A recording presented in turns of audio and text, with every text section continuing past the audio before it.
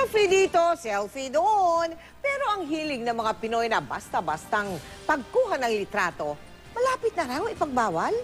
Yan ay kung maipapasa ang binansagang anti-selfie bill. Nakatutok si Sherian Torres. Hindi maitatagong mahilig mag-selfie ang mga Pinoy. Katunayan, kasama ang Makati City at Pasig City sa Time Magazine Selfie Capitals of the World. Pero hindi naman daw kasi lahat maganda ang kinalalabasan. Tulad na lang ng mga larawang kinuna ng panakaw o di kaya ginagamit ng walang pahintulot at kung minsan sa hindi pa magandang bagay. Ang mga ganitong kwento ng panghihimasok sa privacy ng isang tao ang nagtulak kay Congressman Rufus Rodriguez para ihain ang House Bill No. 3548 o ang Anti-Intrusion of Privacy Bill.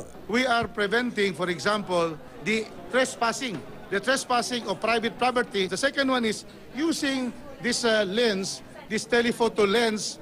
For example, you have come from a very high-rise building and trying to get an intrude into the privacy of what that family is doing. Target na ipagbawal ng House Bill 3548 ang pagkuha ng litrato o video ng isang tao ng walang pahintulot, lalo na kung pagkakakitaan nito. Nakasalang na sa third and final reading ang House Bill No. 3548. Inalmahan ito ni Bayan Muna Representative Carlos Zarate. Anti-selfie bill pa nga ang tawag niya sa panukala. Nilalabag daw kasi nito ang karapatan ng mga tao, pati na raw ang karapatan ng media sa malayang pamamahayag. Isang effect nito nasa media, but na hindi lang doon sa established media, even doon sa ordinary individual mismo, no? Kasi tayong Pinoy, halimbawa, no? Ang hilig-hilig natin kumuha ng litrato. Bagamat halos tiyak na lulusot sa Kamara ang House Bill 3548, hahabulin daw ni Zarate ang panukalang ito hanggang sa bicameral conference meeting.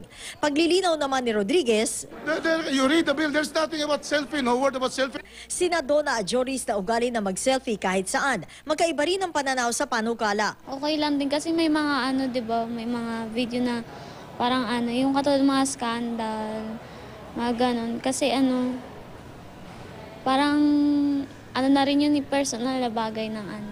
Okay lang din naman siya kahit na hindi kahit walang consent nung taong nasa ano. Kasi kung ayun po yung yung form of advertisement nila, bakit hindi? Sherian Torres, Nakatutok, 24 Oras.